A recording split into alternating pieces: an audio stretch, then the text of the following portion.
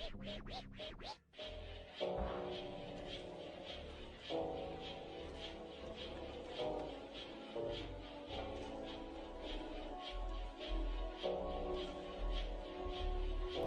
evening, class. Today we're going to learn how to create a profile, the 90-degree angle of the face.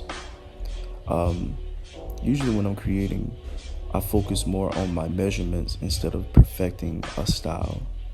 The style is something natural. It's something that comes when you're creating. It's not something that's premeditated. It's something that just flows. So the main key components to creating a profile is circles, triangles. With the eye is a 90-degree angle, an acute angle, and most of the time I focus more on how to put things in order so that everything is symmetrical.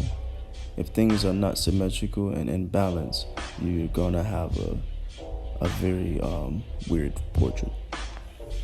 So you have to make sure everything is aligned with the eye, with the nose, the lip, the chin, the back of the head, the ear. Everything has to be symmetrical. So when I'm creating, I focus more on measurements. I don't focus on making things super real just yet. The second step to creating a profile is shading. Once you have things aligned with the eye and the nose and the lip and the head the way you want it to, you're going to focus more on your shading from light to dark.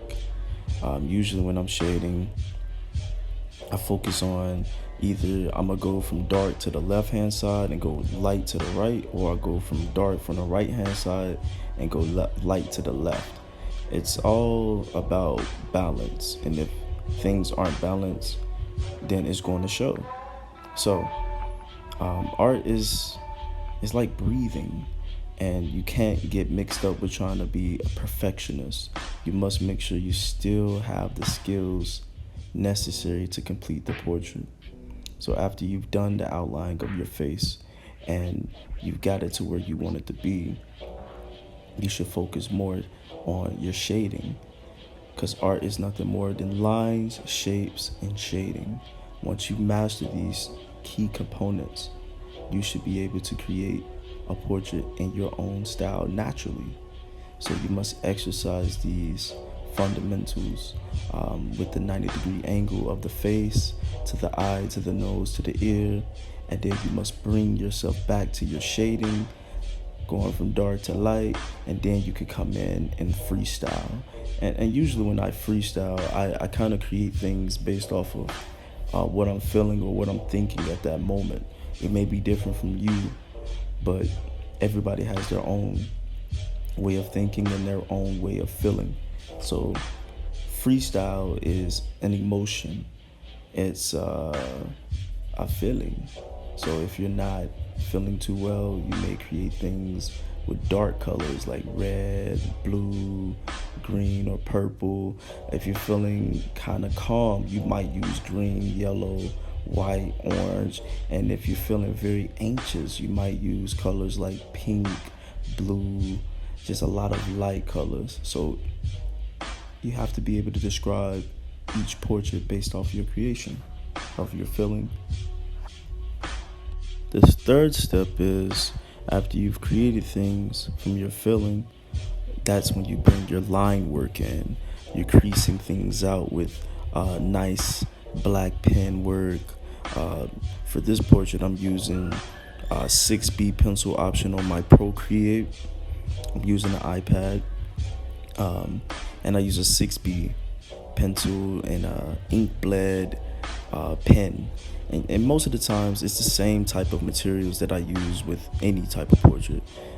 It's more on cleanliness. Can you be clean with the line work?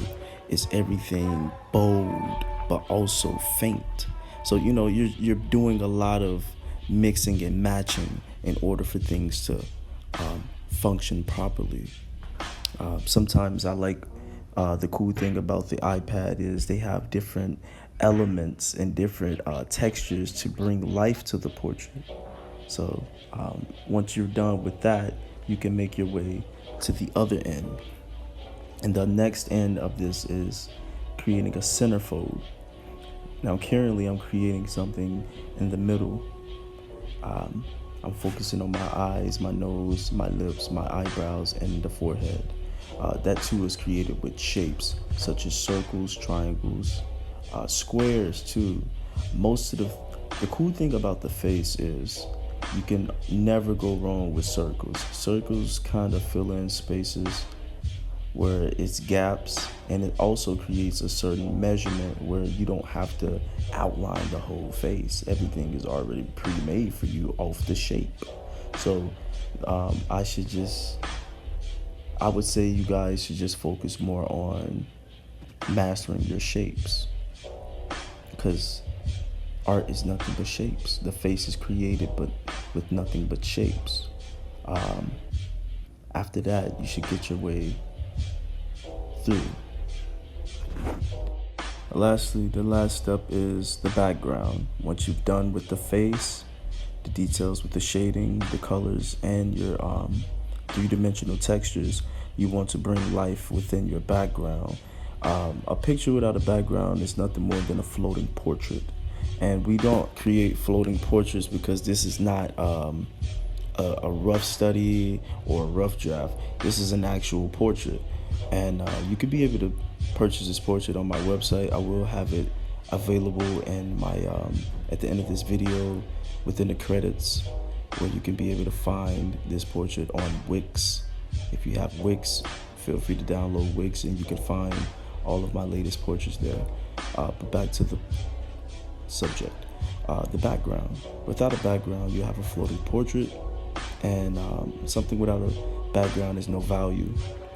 You have to keep the eye engaged. The eye loves detail. The eye loves to look at numerous things at one time. So you must preoccupy that mind, that eye, with that background.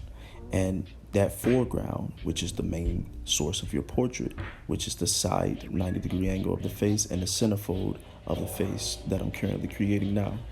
So you can do whatever you want in the background. Most people use colors. I just tend to like to make the background as psychedelic and real as possible.